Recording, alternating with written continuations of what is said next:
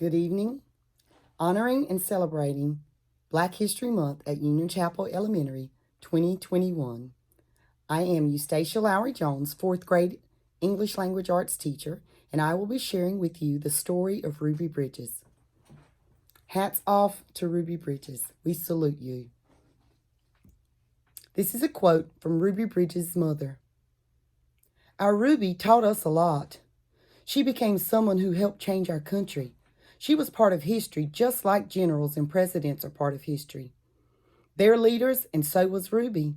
She led us away from hate, and she led us nearer to knowing each other, the white folks and the black folks. And that was a direct quote from Ruby Bridges' mother. Ruby Bridges was born in a small cabin near Tylertown, Mississippi. We were very poor, very, very poor, Ruby said. My daddy worked picking crops. We just barely got by. There were times when we didn't have much to eat. The people who owned the land were bringing in machines to pick the crops, so my daddy lost his job, and that's when we had to move. I remember us leaving. I was 4, I think. In 1957, the family moved to New Orleans. Ruby's father became a janitor. Her mother took care of the children during the day. After they were tucked in bed, Ruby's mother went to work scrubbing floors in a bank. Every Sunday, the family went to church. We wanted our children to be near God's Spirit, Ruby's mother said. We wanted them to start feeling close to Him from the very start. At that time, black children and white children went to separate schools in New Orleans and pretty much everywhere in the South. The black children were not able to receive the same education as the white children. It wasn't fair, and it was against the nation's law. In 1960, a judge ordered 4 black girls to go to 2 white elementary schools. 3 of the girls were sent to McDonald 19. 6-year-old Ruby Bridges was sent to 1st grade in the William Frantz Elementary School. Ruby's parents were proud that their daughter had been chosen to take part in an important event in American history. They went to church to celebrate. We sat there and prayed to God, Ruby's mother said, that we'd all be strong and we'd have courage and we'd get through any trouble.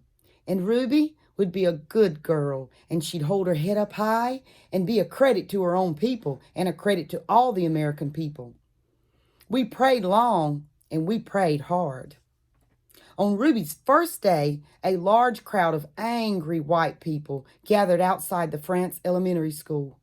The people carried signs that said they didn't want black children in a white school. People called Ruby names. Some wanted to hurt her. The city and state police did not help Ruby. The President of the United States ordered federal marshals to walk with Ruby into the school building.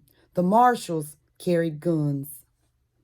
Every day for weeks that turned into months, Ruby experienced that kind of school day. Just imagine that, boys and girls. Having to be escorted to school by federal marshals, carrying guns. She walked to the Frantz school surrounded by marshals, like the FBI, wearing a clean dress and a bow in her hair and carrying her lunch pail. Ruby walked slowly for the first few blocks. As Ruby approached the school, she saw a crowd of people marching up and down the street. Men and women and children shouted at her. They pushed toward her. The marshals kept them from Ruby by threatening to arrest them.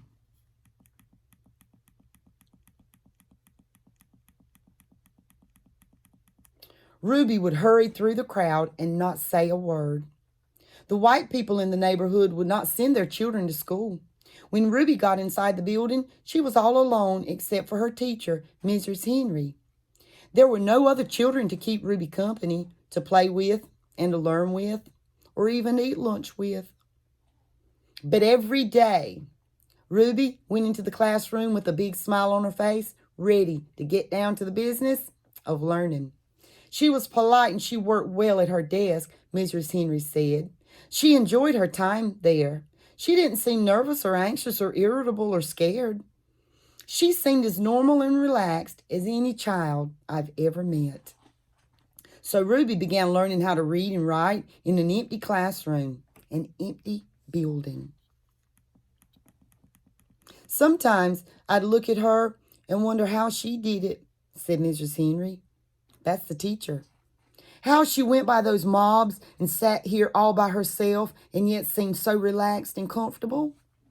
Mrs. Henry would question Ruby in order to find out if the girl was really nervous and afraid, even though she seemed so calm, and confident. But Ruby kept saying she was doing fine.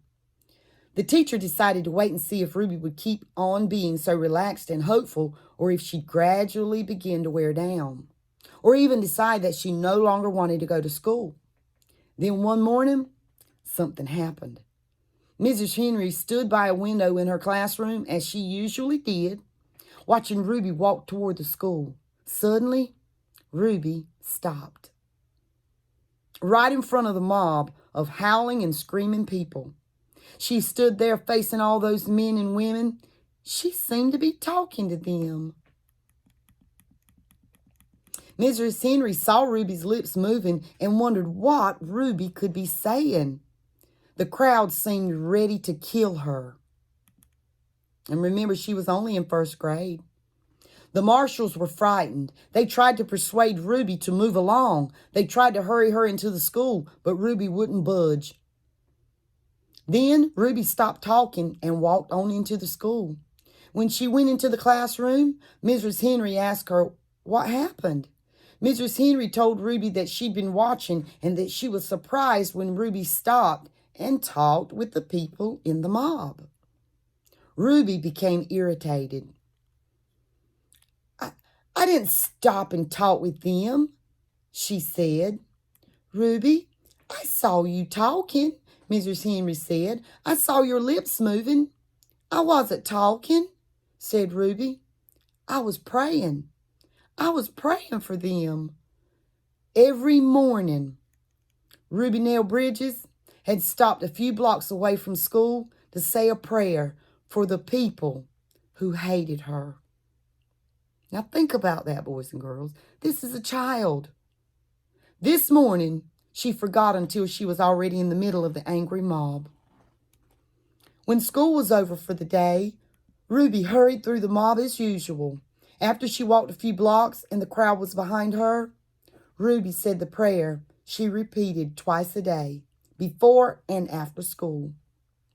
Please, God, try to forgive those people, because even if they say those bad things, they don't know what they're doing. So you could forgive them, just like you did those folks a long time ago when they said terrible things about you.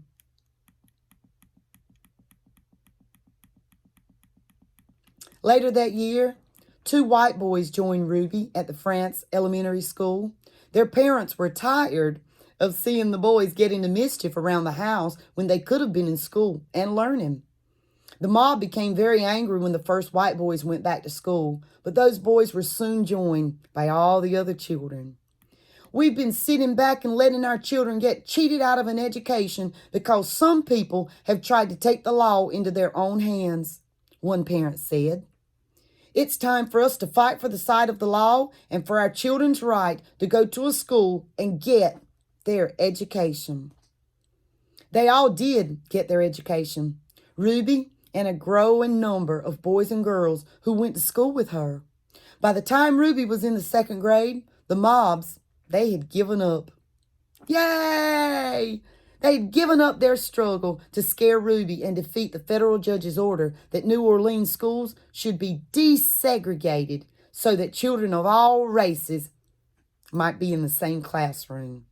Year after year, Ruby went to the France school. She graduated from it, then went on to graduate from high school. Ruby Bridges, she is married today to a building contractor and has 4 sons who attend school within the New Orleans public school system. Now a successful businesswoman, she has created the Ruby Bridges Educational Foundation for the purpose of increasing parental involvement in schools. And boys and girls, and everyone else that's joined in, I hope you enjoyed the story of little Ruby Nell Bridges. Thank you, and have a good evening.